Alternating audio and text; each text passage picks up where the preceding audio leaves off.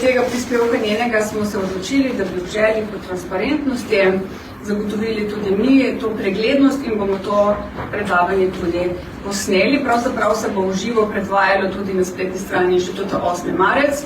Tako da, če se izrazim v jeziku mlajših generacij, Alfa in Z, bomo live snimali, na nas pa vabim, da pogledamo na stanovni klasični način dvoranski in da jih prisluhnemo.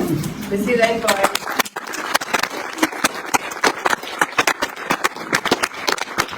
Dobar dan vsem. Jaz sem nekaj slišala, da pripravljate mogoče eno protestno akcijo, pa ker sama, kot veste, verjamem v pravico protesta.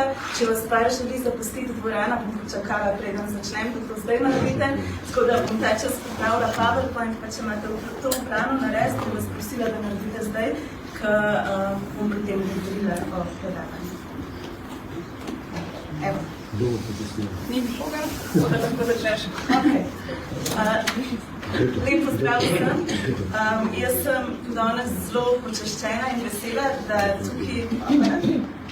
tukaj ne govorim pred vami. Sludno vedno države s PowerPointom. Jaz sem zelo vesela in počaščena, da sem danes lahko tukaj. Zelo vesela in počaščena sem, da imam kdaj priložnost vstopiti v neka okolja, ki mogoče na prvi pogled so nepoznana, v neke druge mehurčke. Vesela in počaščena pa sem tudi, da sem danes na tej konferenci, ker se mi zdi ideja o tem, da lahko o nekem toliko pomembnem sistemu, kot je zdravstvo, govorimo vsi. Del zdravstva pač niso samo zdravniki, niso samo medicinske sestre, ampak so tudi čistilke, perice, kuharce, ki delajo v javnih zdravstvenih zakonih, pacienti ter vsi, ki mogoče danes potrebujejo zdravstvene storitve, pa so mogoče brez osebnega zdravnika. Vsi smo deležniki javnega zdravstvenega sistema in prav je, da se o tem pogovarjamo. Sama javno zdravstvo poznam tako preko svoje osebne izkušnje, odkar sem bila stara 5 let, imam sladkorno bolezen tipa 1 in sem bila ves čas obkrožena z zdravniki. Trenutno sem tudi ena tistih, ki iščejo svojega osebnega zdravnika in ki ga nimajo. Hkrati pa sem tudi sociologinja in antropologinja in se zaradi tega z družbo ukvarjam na nekoliko drugačen način kot vi. Skozi antropologijo in sociologijo vedno preučujemo neke najrazličnejše pojave, ki se pojavljajo v družbi, preučujemo najrazličnejše sisteme, ki v družbi delujejo. Ena od osnovnih predpostavk sociologije, pa tudi antropologije, je to, da noben sistem ne more delovati izolirano. Osnovna predpostavka je to, da ne obstaja nekaj čistega. Sama sem se v preteklosti pogosto pogovarjala s pravniki, ki vedno znova trdijo, da na pravo ne vpliva popolnoma ničesar.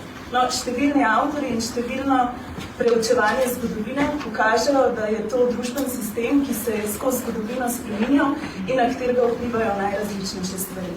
In isto je z zdravstvom. In kar bi vam jaz danes želela dati svojim predavanjem, poleg očitno škandala, ki smo ga dali čez vsi skupaj v zadnjih 2 tednih, je to, da bi vam predstavila, kako v resnici preučujemo zdravstvo kot nek družben sistem. Kako se skozi zgodovino spreminja, kako na njega vpliva družba, kako je v resnici vedno vpet v neka družbena dejstva in kako vpliva ne samo na druge sisteme v družbi, ampak kako vpliva tudi na vsakega posameznika in na naše življenje. To pa bom jaz počela na primeru enega specifičnega polja v samem zdravstvu, s katerim sem se jaz ukvarjala raziskovalno zadnjih 8 let. Sama sem v sklopu svojega študija, v sklopu svojega nadaljnega raziskovalnega dela in trenutno tudi v sklopu svojega dela povezanega z Inštitutom 8. marec se ogromno ukvarjala z reproduktivnimi pravicami. Z reproduktivnimi pravicami pa se jaz danes z vami ne želim ukvarjati na način, da se pogovarjamo o tem, da se mi strinjamo o svobodni odločitvi o rojstvu otrok, te debate z vami danes ne želim imeti. Želim, da to obravnavamo kot nek simptom samih zdravstvenih storitev. Želim, da o tem govorimo kot o nekem pojavu, ki je vezan na samo medicinsko prakso, o nekem pojavu, ki se skozi zgodovino spreminja, kot o nekem pojavu, ki mogoče lahko pokaže na nekatere stvari, ki pa se spreminjajo v sklopu družbe. Hkrati pa želim tudi na tem primeru pokazati, kako družben sistem, kot je zdravstvo, deluje na vsakega posameznika.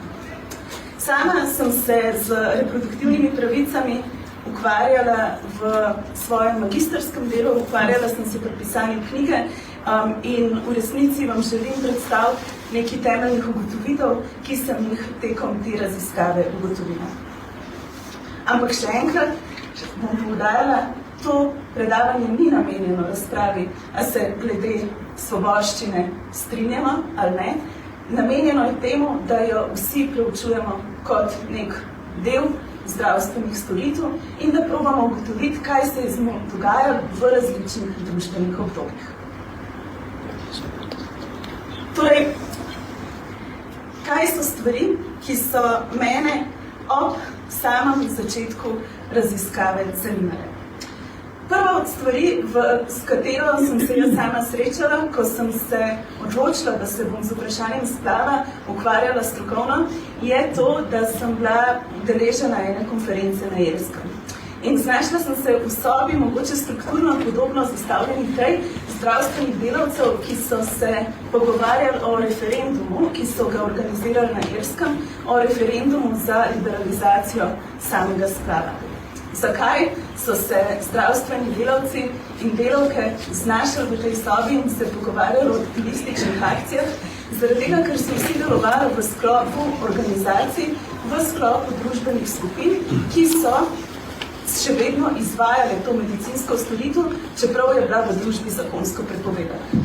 Oni so to počeli na skrivaj, to so počeli v bistvu na črno, to so počeli na radijah v drugih državah, zaradi tega, ker so bili prepričani, da je skregano z njihovo logiko in s tem, v kar verjamejo, da se pušča ženske na Irskem umirati, ker ne dobijo osnovnih zdravstvenih storitev. No, in ko sem jaz sedela v tej sobi zdravstvenih delavcev, sem zelo vehementno rekla, da v Sloveniji pa imamo ustavo in vse stvari štimajo in vse stvari pač delujejo. In me je pogledala, nikoli ne bom pozabila, ena medicinska sestra in rekla, a pa si prepričana? A ti veš, da ko pride do življenja, je zelo, zelo drugače to, kar piše v zakonih, v pravilnikih, to, kar se učimo na faksu in to, kar se dejansko dogaja v praksi. Torej, takrat sem jaz dojela, da ima vsak kdaj kakšno slepo pego in moja slepa pega do takrat je bila, da sem verjela, da je življenje tako, kot je zapisano v zakonih. Zaradi tega sem se v svoji raziskavi odločila preučevati, kaj dejansko se v praksi dogaja in kako se to razlikuje od samih pravilnikov, od zakonov, od ustave. In druga stvar, ki sem jo zelo hitro ugotovila, je to, da me je zanimalo, kakšna je zgodovina tega zdravstvenega pojava, teh procesov, ki se pojavljajo pač po celotni družbi. In kar sem ugotovila, je to, da na niti enem mestu nisem mogla najti zgodovine splava. Zakaj? Zaradi tega, ker je to nek družben pojav, ki ga imamo za samoomenjenega in pri katerem imamo občutek, da se odvedno dogaja na točno določen način. Za katerega imamo občutek, da se prakse glede njegovega upravljanja pač niso pretirano spreminjale, predvsem pa, da se ni spreminjal odnos družbe. Tretja stvar, ki pa me je presenetila, je bila pa to, da sem bila jaz nekako naivno prepričana, da ko govorimo o neki zdravstveni storitvi, in jaz sem prepričana, da to vi vsi veliko bolj veste kot jaz sama, da je neko pravilo univerzalnosti. Da, ko govorimo o zdravstvenih storitvah, da je v vseh državah to urejeno na enake načine in da v resnici ni nekih odstopanj. In tudi tukaj sem ugotovila, da se v resnici motim. Zakaj se mi zdi to pomembno govoriti na tem predavanju, ki vam ga danes pripravljam? Zaradi tega, ker se mi zdi pomembno pojasniti, da ko preučujemo nek pojav v družbi, v tem primeru pač samo zdravstvo, da moramo vedno razumeti, da so to koncepti, ki se čez čas spreminjajo, da so to družbeni koncepti, kjer se neposredna praksa, vpliv na posameznika razlikuje od tega, kar naj bi bil nek idealen model, da se to razlikuje od tega, kar je zapisano v zakonih in da se to tudi razlikuje po posameznih družbenih kontekstih. No, prva stvar, ki sem jo jaz, tako kot sem povedala, želela najprej razumeti, je sama zgodovina. Zaradi tega, ker se mi je zdelo pomembno razumeti ta pojav skozi čas in skozi prostor in želela sem tudi ugotoviti, kako se vse te stvari spreminjajo. In kar sem jaz ugotovila, je v resnici par izjemno šokantnih stvari, vsaj zame se v tistem obdobju, ki sem se s tem raziskovanjem ukvarjala, gle. Prva stvar je to, da je zgodovina nosečnosti tudi zgodovina splava. Umetna prekinitev nosečnosti se v človeški družbi pojavlja skozi vso zgodovino nosečnosti in pojavlja se v različnih zgodovinskih obdobjih. Srečujemo se z različnimi praksami, zapovedmi, nasveti in pripomočki, ki so jih nekoč uporabljali za umetno prekinitev nosečnosti. Prakse, odnos do tega procesa in dostopnost tega procesa pa se skozi različna zgodovinska obdobja razlikuje. Spremenil pa se je seveda tudi družben odnos do njih. Do 19. stoletja, ko so nacionalne države začele prepovedovati splav, je bil splav neka običajna družbena praksa. In prvi zapisi, ki sem jih jaz našla o samem splavu in o tem, kako se je splav izvajal, so iz leta 1550 pred našim štetjem. To so zapisi, ki so napisani na papirusu in popisujejo neke različne prakse, kako se prekinitev nosečnosti lahko zgodi. Med njimi je, na primer, postopek, ki predpisuje uporabo zmesi, ki so jo pripravili z mečkanih datljev in so jih potem na nekakšnem bombažnem tamponu vstavili v nožnico. To niso bili še medikalizirani in institucionalizirani postopki, ampak so bile neke prakse, neki nasveti, kako prekiniti nosečnost.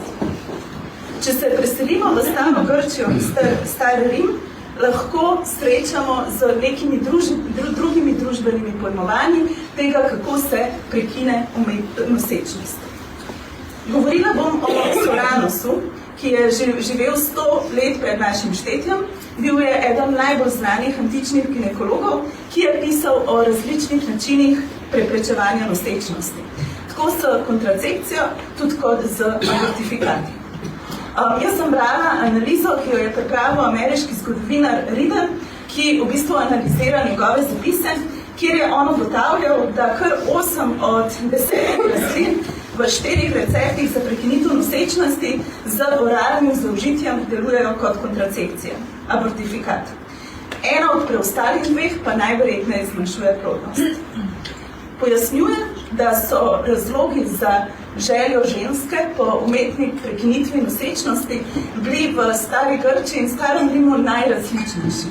Med njimi bolezen, eksistenčna situacija družine, dejstvo, da je bila maternica premejhna ali pa nekoliko patriarhalno želja po ženski lepoti. Stari vek o tem, a bo nosečnost ženska prekinila ali ne, predaja odločitev moškemu. Torej, prva stvar, ki jo v bistvu lahko ugotovimo na tem nekem kratkem zgodovinskem pregledu, po katerem vas peljem, je to, da je bila sam koncept dostopnosti neke zdravstvene storitve tukaj kar naenkrat prenešen na drugo osebo. Torej, na tisto osebo, ki je pravno formalno odločala o življenju človeka. Za sužnje se je o umetnih prekinitvah nosečnosti odločal gospodar. Za kasneje, pa za kasnejše razumevanje samega postopka, procesa, same zgodovine umetne prekinitve nosečnosti, pa je ključen avtor Aristotel, ki to vprašanje obravnava v 7. knjigi Politike, v kateri abortus predstavlja kot običajno prakso, ki se jo uporablja, celo mora uporabljati za nadzor populacije in rojevanja otrok. Pripravila sem si en citat, ki ponazori, kako se je odnos do te medicinske storitve spremenil. Število spočetih otrok mora biti omejeno. Če pa se zakonca ne ozirata na ta določila in pri spolni združitvi spočeta otroka je treba upraviti splav, še preden se razvije zmožnost zaznavanja in življenja. Kaj je dovoljeno in kaj ne, bo določene, no glede na to, ali sta razvita zmožnost zaznavanja in življenja. Zakaj se mi zdi to pomembno v kontekstu našega predavanja? Ker lahko v tem Aristotelovem citatu zaznamo dva nova trenutka v sami zgodovini pojmovanja te zdravstvene storitve.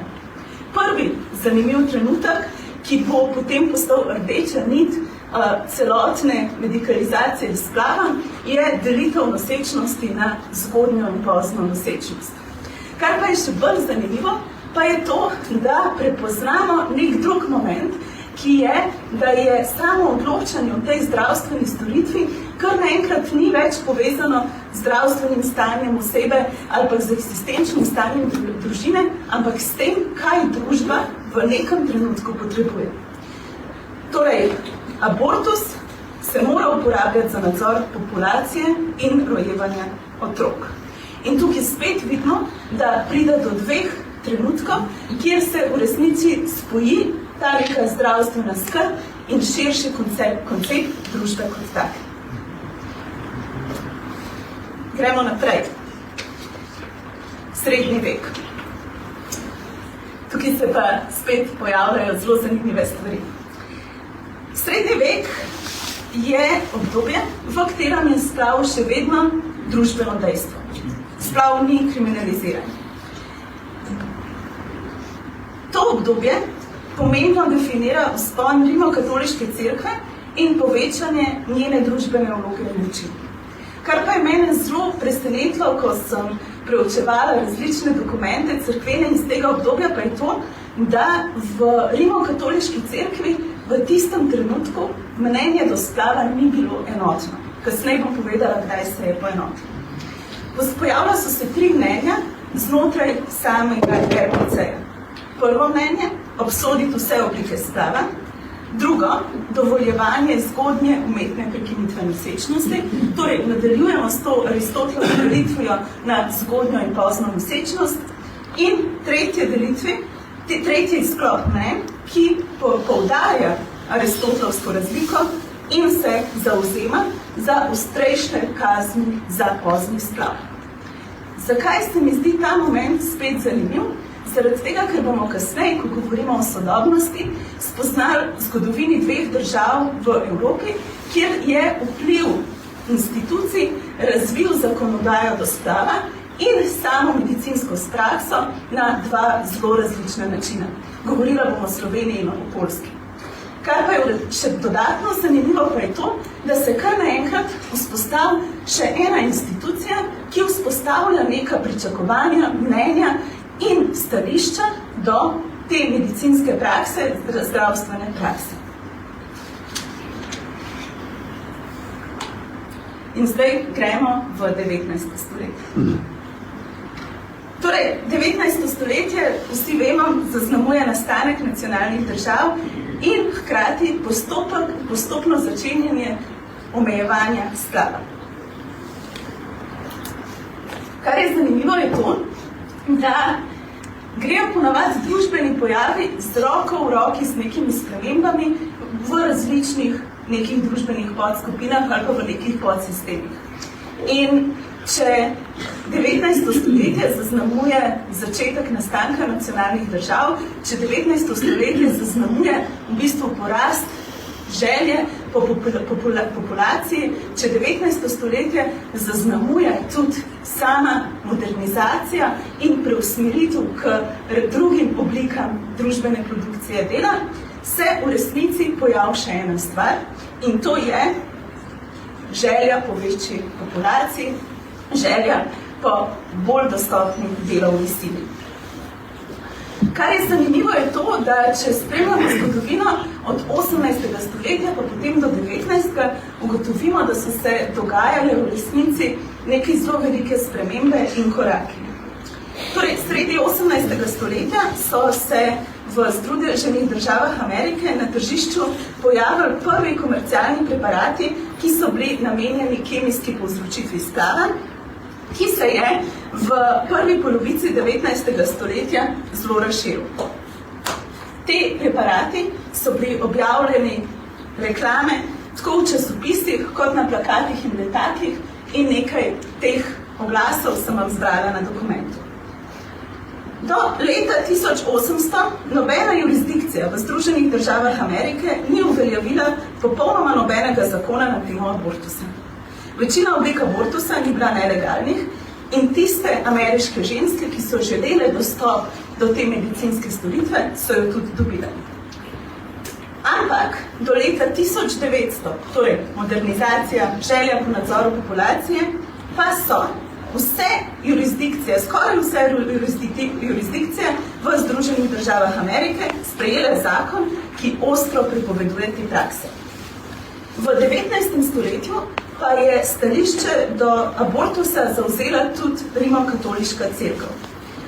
Leta 1869 so določili, da se življenje začne ob spočetju in da je kazen za upravljanje splava avtomatična ekskomunikacija, torej izključitev iz cerkve. Predtem je cerkev zagovarjala stališče, da zarodek dobi dušo šele po preteku določenega obdobja. Ena od stvari, ki je spodbujala tudi restriktivnejšo politiko do abortusa, je bila tudi profesionalizacija medicinske stroke. Želeli so ustaviti zastrupitve, želeli so zaustaviti delovanje različnih mazačev in zaradi tega so začeli vzpostavljati neke zakonodajne predpise, kako se te stvari lahko upravljajo. Ampak, in s tem, ko so bili v bistvu zakoni, ko so zakoni prepovedovali neko zdravstveno storitev, se je zgodilo nekaj drugega. Kar naenkrat se je jasno pokazalo, da v družbi še vedno obstaja potreba po tej zdravstveni storitvi. Še vedno, čeprav je bil splav prepovedan, tudi recimo bomo govorila o evropskih državah, so ženske še vedno to upravljale. Upravljale pa so na nezaščiten, nevaren način, brez medicinske stroke, ki ima ustrezno znanje, da te procese popravi. In kar je zanimivo, je v resnici to, da so se pojavili številni postopni poskusi za ponovno legalizacijo splavov.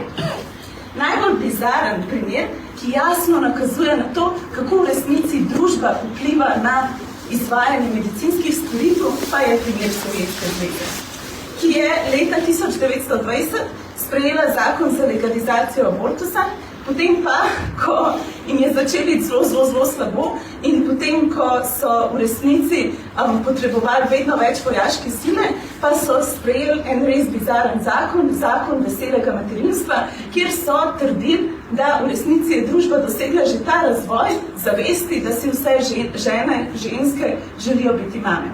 In ponovno prepovedali splav. Primer, ki jasno nakazuje na to, kako družba, potrebe družbe, neki sistemi v družbi vplivajo na to, kako se spreminjajo neka določila glede samega splava. Kaj se je začelo dogajati? Vzpostavljale so se različne skupine, ki so začele zahtevati liberalizacijo zakonodaje. Moj najljubši primer je primer iz Francije, kjer je skupina žensk, 343 žensk, objavilo zapis, da so nelegalno upravljali splav in zahtevalo liberalizacijo te zakonodaje. Kasneje sem sledila še ženske v Nemčiji in Italiji in začela se dogajati ta postopna liberalizacija splava. Koliko mi je še časa? Dobro, pa lahko malo bolj počas govorim. Torej, začele so se pojavljati številna želja po liberalizaciji in še enkrat se je pokazalo nekaj.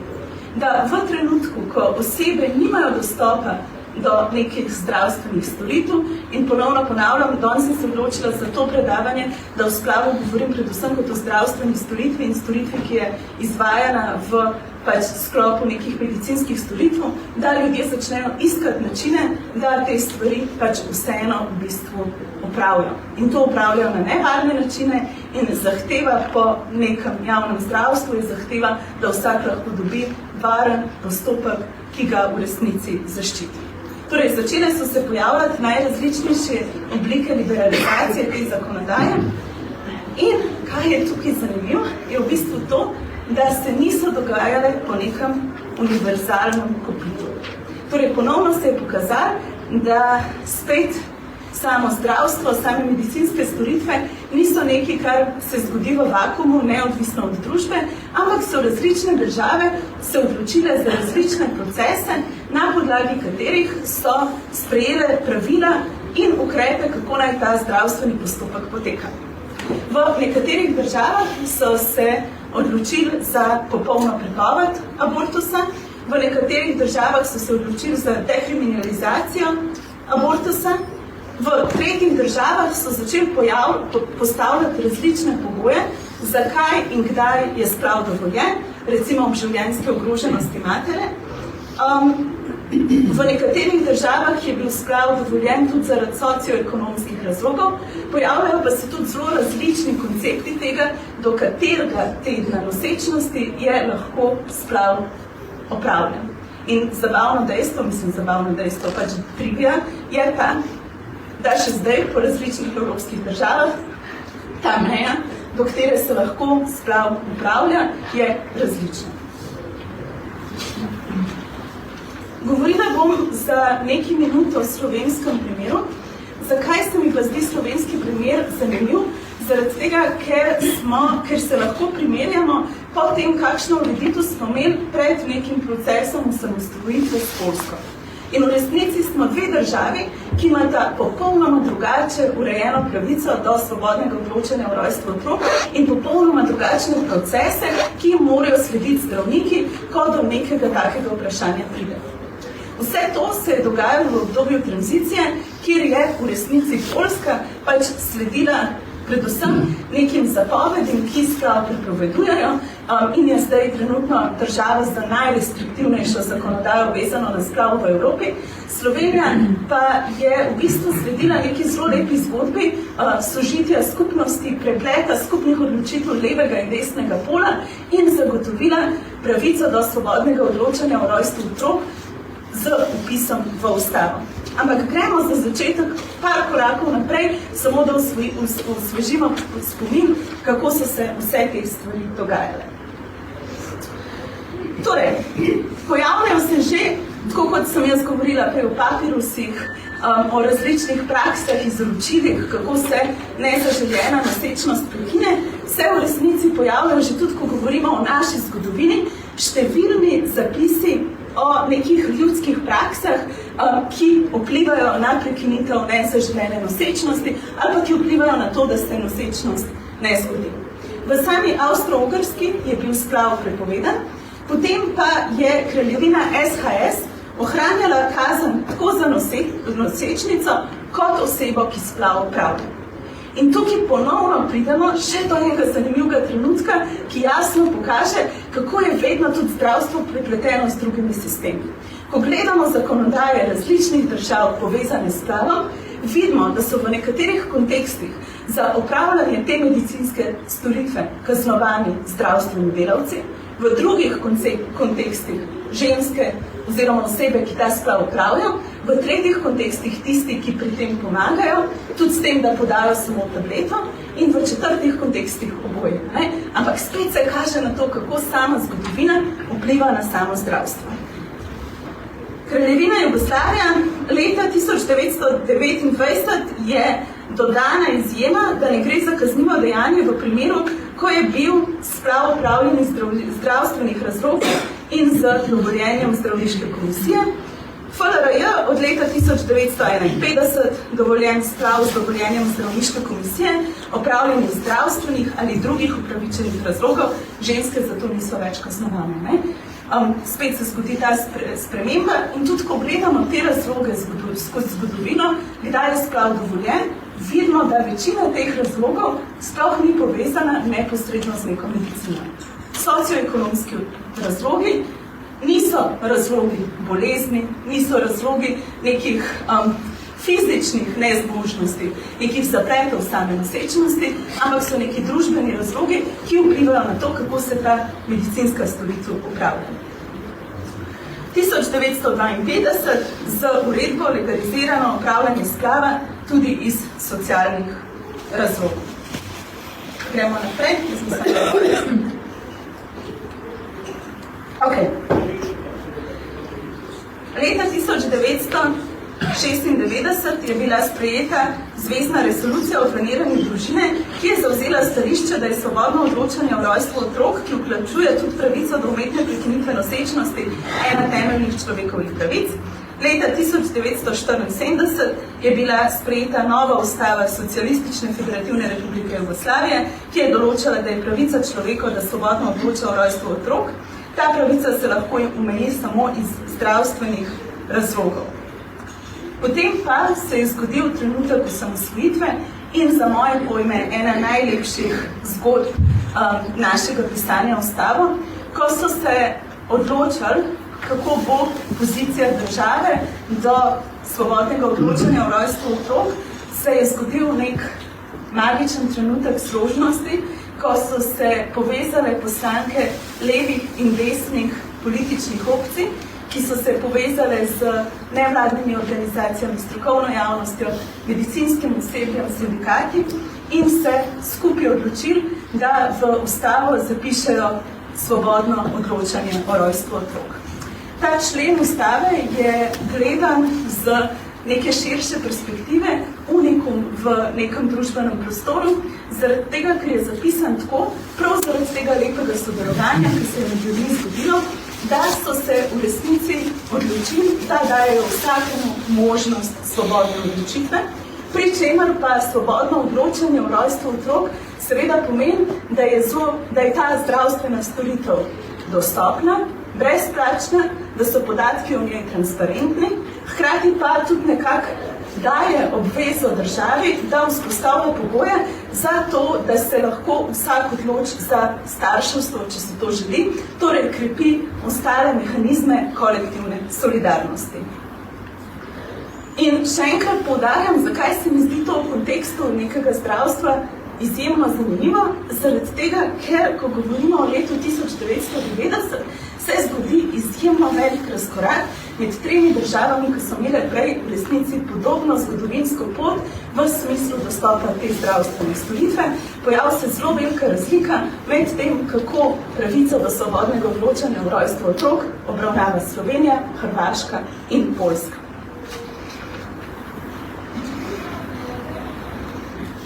In tukaj sem samo še enkrat dala ta zakon in člen, ki ga predvidevam, da vi vsi poznate. Kaj je še en nauk tega samega člena, tega predavanja, da so dostopne pravice, tiste pravice, ki so dejanske pravice, kaj to pomeni, da v resnici, ko govorimo o javnem zdravstvu, ko govorimo o nekih zdravstvenih storitvah, je ključen moment njihova dostopnost, ključen moment tega, da so neke zdravstvene storitve naše pravice in tudi naša informiranost o njih. In pojav se tudi to, da se pokaže, če gledamo število splavov v različnih evropskih državah, da ima Slovenija eno najnižjih števil upravljanja splavov, zaradi tega, ker ko se pojavi večja informiranost o zdravstvenih storitvah, ko se pojavi večja dostopnost storitev, se v resnici tudi dviguje raven razumevanja ljudi po teh storitvah in zgodi se še en pomemben trenutek, da v resnici začne število splavov upadati. Ampak, spet, eno od sporočil, ki ga želim danes dati na današnjem predavanju, je to, da ko govorimo o zdravstvenih storitvah in ko govorimo o njihovem dostopu, v resnici ne govorimo o dejanski praksi, ne govorimo o tem, kaj se dejansko dogaja med ljudmi. In zaradi tega sem jaz v svojem nadaljnjem raziskovalnem delu se ukvarjala v Sloveniji, pa tudi v drugih vprašanjih z najrazličnejšimi vprašanji. Torej, ali je sogovornica odločitev za splav doživela kot osebno izbiro, kakšen je bil vpliv medicinskega osebja na njeno odločitev, kakšna je percepcija pogojev ljudi, da v bistvu razumejo uresničevanje pravice do svobodnega odločanja o rojstvu otrok. s kom se lahko posvetuješ, kdo ti pove vse o tej zdravstveni storitvi in na kakšen način se tvoji bližnji na to odzovejo. Skratka, pokaže se, da ko govorimo o neki zdravstveni storitvi, v resnici na to dejanskost vplivajo dojemanja posameznika in posameznice, vplivajo najrazličnejši družbeni faktorji. Ena od zanimivih stvari, ki sem se jih jaz naučila ob izvajanju svoje raziskave, je bila tudi to, da sem ugotovila, da so ženske pogosto govorile o tem, da so imeli občutek, da se s temi premalo pogovarja, da so imeli občutek, da jim zdravstveno osebje ne namenja dovolj časa. Ko pa sem se pogovarjala z ginekologinjami, pa sem ugotovila, da je to zaradi njihove preobremenjenosti in zaradi pomanjkanja števila ginekologov. Ne? In tukaj se mi spet pokaže, da v bistvu kot posameznik lahko nek sistemski problem doživljamo zelo osebno, ga pripišemo nekim osebnim lastnostim, hkrati pa pozabimo na neko širšo družbeno strukturo, na neke širše odločitve, ki pač vplivajo na to, kaj se v sami družbi dogaja. Opala. Nekaj naukov, ki jih lahko apliciramo, po mojem mnenju, na vse zdravstvene storitve, je to, da v resnici, ko neko storitev, ki jo ljudje rabijo, zdravstveno storitev, naredimo nedostopno, začnejo to storitev iskati na najrazličnejše načine. Marsikateri izmed njih niso varni, marsikateri izmed njih škodujejo našemu zdravju. Če grem konkretno na primer splava, prepoved števila splavov splava ne zmanjšuje, dela jih zgolj manj varne. Mogoče zanimivost, na Poljskem vsako leto okrog 150,000 ljudi opravi splav v vzporednem sistemu, 15,000 pa v tujini. In to upravljanje splavov v vzporednem sistemu je upravljanje splava, ki ne poteka pod nadzorom medicinske stroke, poteka kdaj pod nadzorom dobro razvitih nevladnih organizacij, ampak definitivno te postopki niso varni. Števila splavov pa je tudi v bistvu tako veliko, zaradi tega, ker v drugih sistemih ni izobraževanja o tem delu našega zdravja, torej o reproduktivnih pravicah. Malta, ne vem, če veste, ena od držav, tudi ki imajo eno najbolj restriktivnih zakonodaj povezanih splavov, vsako leto na Malti splav opravi več kot 500 ljudi, kljub temu, da jim grozi zaporna kazen. Druga stvar, ki se mi jo zdi pomembno povedati in ki jo ugotovimo v analizi različnih pojavov dostopnosti te zdravstvene storitve, je ta, da nekaj je, če so pravice zapisane na papirju, nekaj pa je potem dejanska realnost. Če vzamemo primera dveh držav, govorila bomo o Italiji in na Hrvaškem, kjer je splav načeloma dovoljen, ampak zdravniki splava zaradi ugovora vesti v Italiji v 80% ne opravljajo. Kaj to pomeni? Da po različnih regijah ženske ne morejo priti do te nujne zdravstvene storitve in zaradi tega morajo na iskati načine, da splav opravljajo druge. Torej, še enkrat poudarjam, kaj to pokaže, da ko govorimo o javnem zdravstvu, če je njegova temeljna značilnost, njegova dostopnost, se lahko zgodi, da kljub temu, da naj bi bila dostopnost pravno formalno zagotovljena, do te dostopnosti ne pride. Pogosto se mi zdi, da se dela tem zdravnikom, ki uporabljajo ugovor vesti, na nek način celo krivica, zaradi tega, ker oni ta ugovor vesti nekateri uporabljajo iz nekih razlogov. Druga stvar pa je ta, da so sprejeli zakon v Italiji, ki omogoča pripadnikom nekih nevladnih organizacij, ki se borijo proti upravljanju splavov, da hodijo v bolnišnice in jih tam zastrahujejo, nadlegujejo in jim težijo. Po Ameriki številni zdravniki, ki upravljajo splav, dobivajo grožnje z bombami, dobivajo grozilna pisma in morajo imeti strogo varovanje pred njihovimi bolnišnicami in takrat se pač ljudje, kdaj tudi čisto človeško, odločijo, da nečesa ne bodo počeli, ker si želijo mir. Tretji element tega je, da mora biti javno zdravstvo dostopno tudi na ravni nekih ekonomskih pojavov. Tukaj bom spet govorila o Avstriji in o recimo Romuniji in kaj se mi zdi tukaj potem tudi zanimivo je to, da ko se jaz pogovarjam z organizacijami v Romuniji, veliko govorijo o javnem zdravstvu, ki pa je plačljivo in v Avstriji splav stane do 900 evrov. Eno od pričevanj, ki smo ga mi dobili na splavu na inštitutu, je zgodba študentke, ki zasluži 1200 evrov kot natakarica. Govorila je, da pač se je odločila, da bo upravila splav, ker splav stane 900 evrov, ne ve, ki naj ta denar dobi. In to lahko apliciramo tudi na druga področja v zdravstvu. V Romuniji je povprečni neto dohodek okrog 500 evrov, splav pa stane 900 evrov. Pojavljajo pa se tudi druge oblike neposrednega pritiska na svobodno odločanje o rojstvu otrok in spet to so oblike pritiska, ki se dogajajo v raznih zdravstvenih ustanovah, torej jih izvajajo potem tudi po zakonu zdravstveni delavci, ampak v resnici nimajo nobene veze z medicinsko stroko. Ponekod so za to obvezne konzultacije. Te obvezne konzultacije pa izvajajo zdravniki, medicinske sestre, osebe, ki te pojasni različne možne zaplete, ampak neke nevladne organizacije, ki so v resnici plačane za to, da vplivajo na tvojo odločitev. To recimo poteka v Nemčiji. Tako kot sem omenila, v Italiji imajo nasprotniki sklada dovoljen obisk bolnišnic in nadlegovanje pacientk. Na Madžarskem pa je obvezno, da da zdravnik poslušati ženski, preden sprejme odločitev za splav utrip. Ko govorimo o dostopnosti, ko govorimo o samem javnem zdravstvu, jaz sama verjamem, da je javno zdravstvo to, da ima vsak od nas omogočen dostop do storitev, ki nam rešujejo življenje. In jaz sem že prej nakazovala na to, da bom govorila o Poljski in govorila bom o enem zelo konkretnem poljskem primeru. Govorila bom o mami 3 otrok, o ženi, ki ni dobila ustrezne zdravstvene oskrbe zaradi restriktivne zakonodaje vezane na splav na samem Poljskem. Torej, če samo urišem situacijo, pač na Poljskem je sama zakonodaja taka, da daje prednost fetusu pred življenjem ženske. Torej, zdravniki so dolžni po zakonu reševati življenje fetusa in ne življenje ženske.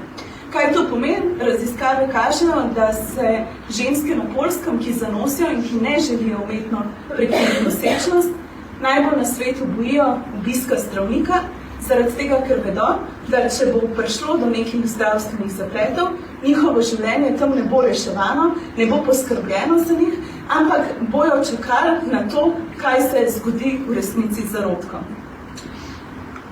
Govorila bom o ženski, ki je umrla januarja 2022, noseča je bila z dvojčkoma, eden od plodov je umrl, v bolnišnici niso sprejeli nobenih ukrepov.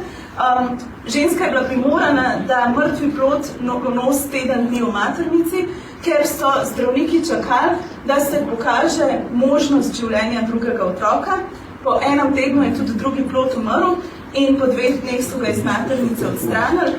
Ženska je umrla, trik pred smrtjo pa se jo pripeljali v drugo bolnišnico. Kaj se tukaj pokaže? Tudi Poljaki vedno govorijo o svojem zdravstvenem sistemu, o njegovi dostopnosti, kako skrbi za ljudi. Dejansko je v njihov zakon upisano, da je potrebno ženske pustiti umreti, v primeru, da obstaja najmanjša možnost, da se reši življenje ploda. Ona ni bila edina, kar nekaj žensk je na Poljskem že izgubilo življenje zaradi neprimerne medicinske oskrbe.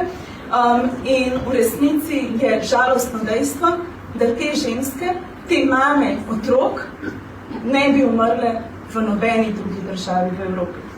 In ponovno se tukaj jasno pokaže, kako sama družba dejansko vpliva tudi na zdravstvene storitve. Naslednji primer je iz Španije. Je primer zdravnice, ki je v bistvu leta 2020 v 17. tednu nosečnosti ugotovila, ko je odtekla voda, da je prognoza za njeno nosečnost zelo slaba. Šla je do svojih kolegov v bolnišnici, kjer je delala, da bi opravila prekinitev nosečnosti, vendar je noben od zdravnikov ni želel opraviti, zaradi tega, ker je srce ploda še vedno utripalo.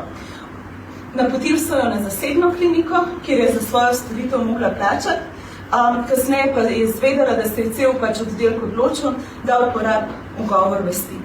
Torej, storitve ni dobila, storitve, ki bi lahko potencialno rešila njeno življenje, ta ženska ni dobila v sklopu javne zdravstvene ustanove, ampak se je mogla odpraviti v ustanovo zasebne klinike, kjer je mogla za ta proces plačati.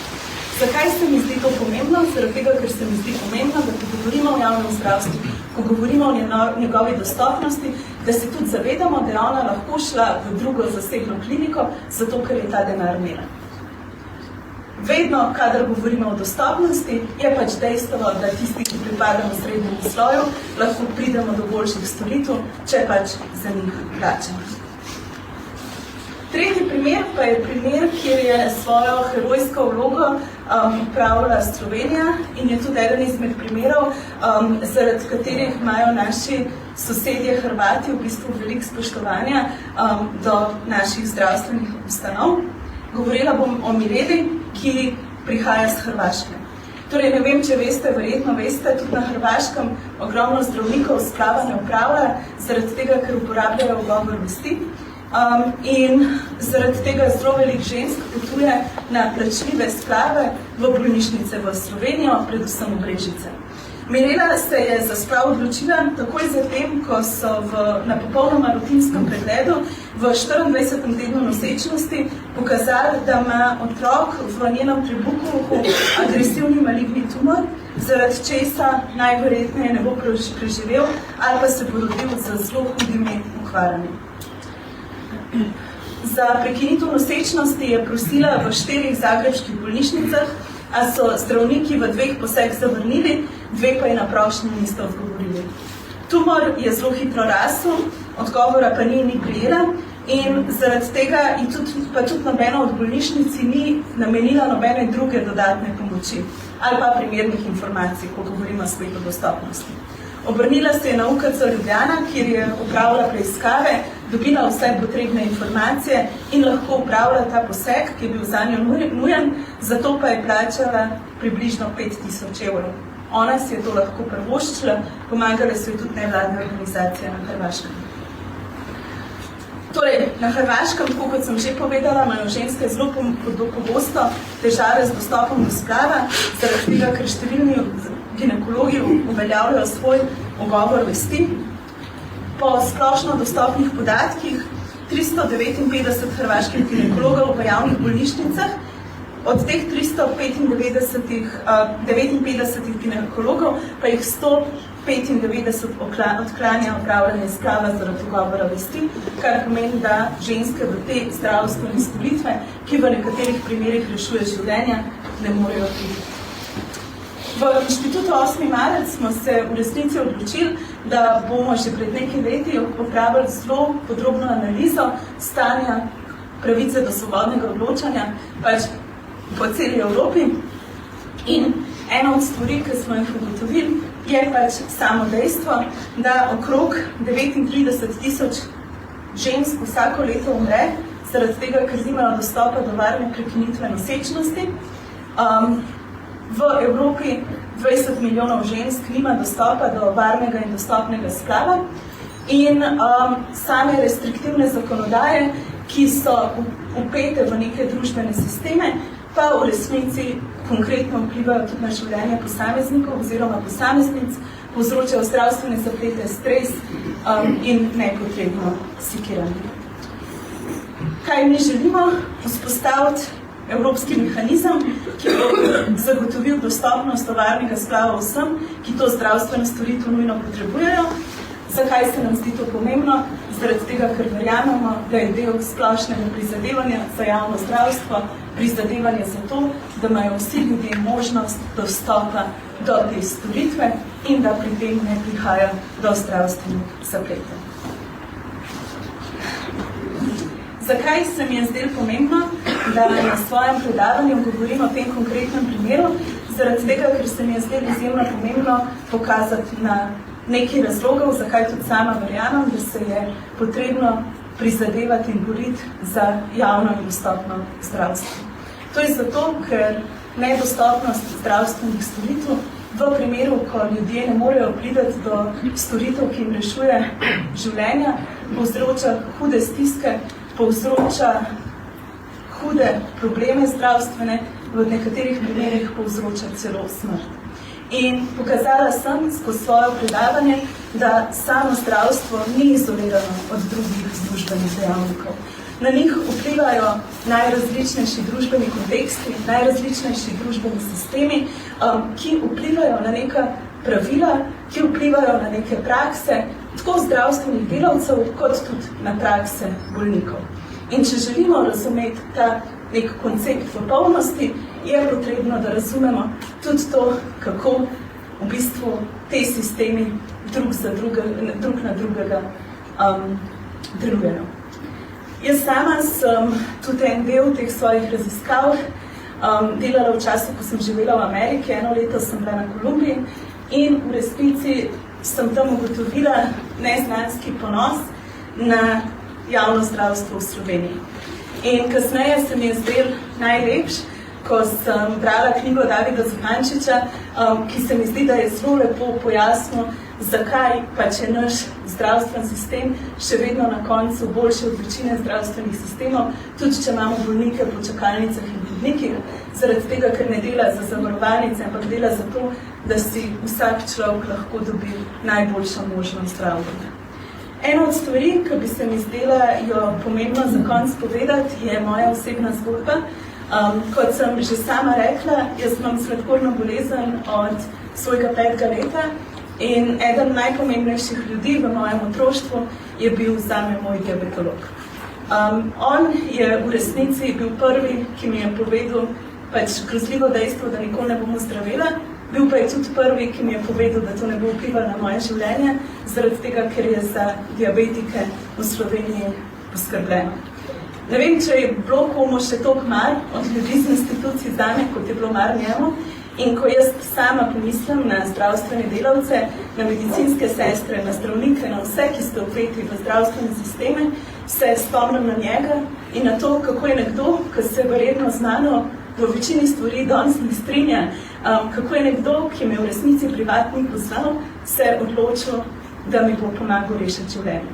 In zaradi tega bom na koncu predavanja rekla, da bom na koncu dneva vsak dan znova imela do poklica, ki ga upravljajo zdravstveni delavci, zdravniki in medicinske sestre, tudi taki, ki bi me s kolom udarili po glavi, pa ker mislila, da sem prasica, neizmerno spoštovanje, ker rešujete življenja in ker delate izjemno veliko za vse nas in zato vam bom rekla hvala.